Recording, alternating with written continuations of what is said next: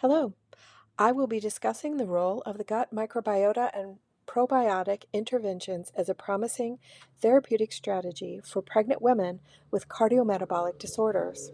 Our discussion will cover the nutritional intervention background, mechanism, care plan, treatment details, outcomes, and a critical appraisal of the study's strength and limitations. The study that we're highlighting today was conducted by D. Brito Alves and team in 2019, entitled Gut Microbiota and Probiotic Intervention as a Promising Therapeutic for Pregnant Women with Cardiometabolic Disorders, Present and Future Directions. Nutritional Intervention Background and Overview. Cardiometabolic disorders during pregnancy are increasingly common and contribute to adverse maternal and fetal outcomes. The gut microbiota has emerged as a key player in these disorders. DeBrito Alves and colleagues in 2019 provide an overview of how probiotic interventions might modulate the gut microbiome to improve cardiometabolic outcomes in this vulnerable population. Overall mechanism.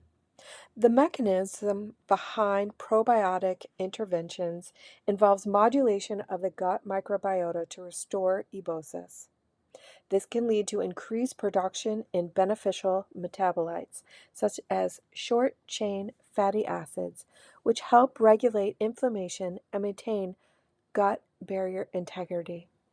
These changes influence both the gut immune and the gut brain axis, ultimately benefiting cardiometabolic health as supported also by additional studies. All additional studies will be listed at the end.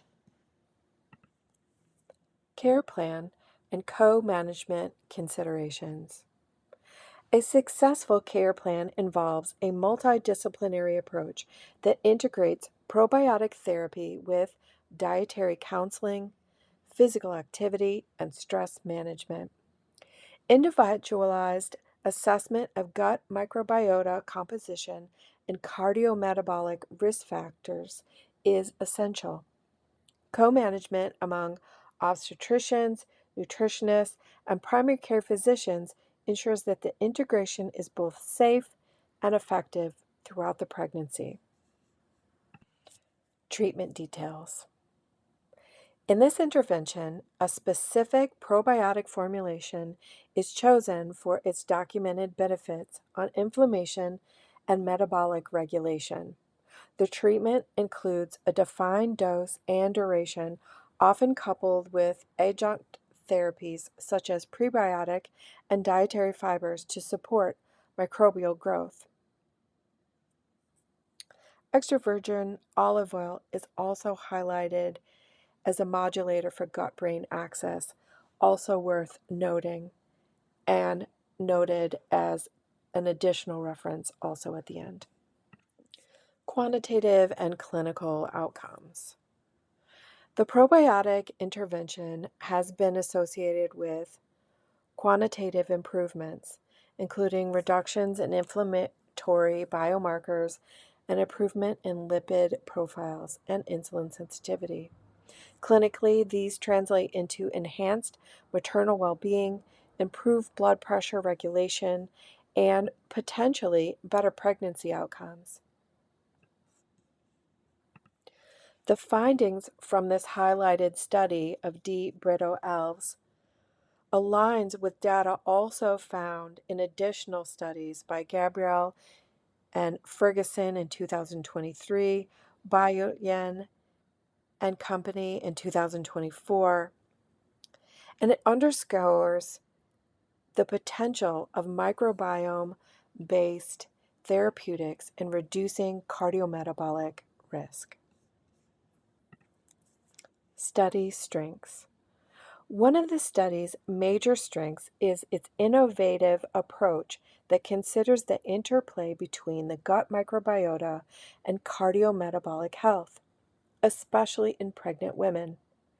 The review done by DeBrito Alves in 2019 draws from multiple disciplines, nutrition, immunology, cardiometabolic medicine, to present a comprehensive picture. It also outlines future directions that pave the way for personalized probiotic therapies. Study limitations. Despite its strengths, the review highlights several limitations. There is a notable gap in randomized controlled trials specifically targeting pregnant women with cardiometabolic disorders, which limits the generalizability of the findings. Additionally, long-term outcomes and the standardization of probiotic interventions remains areas needing further exploration and detail. Future directions. In summary, the probiotic interventions targeting the gut microbiota are a promising therapeutic avenue for managing cardiometabolic disorders in pregnant women. An integrated, multidisciplinary approach is essential for effective co-management.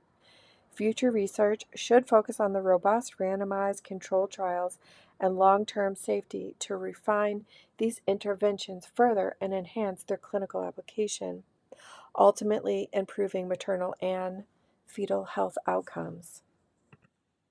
This was the main article that was highlighted today. These are the supportive references. Thank you for your time and attention.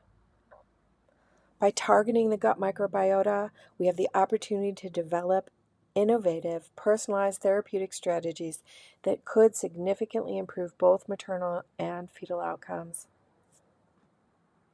I hope this presentation has provided valuable insight.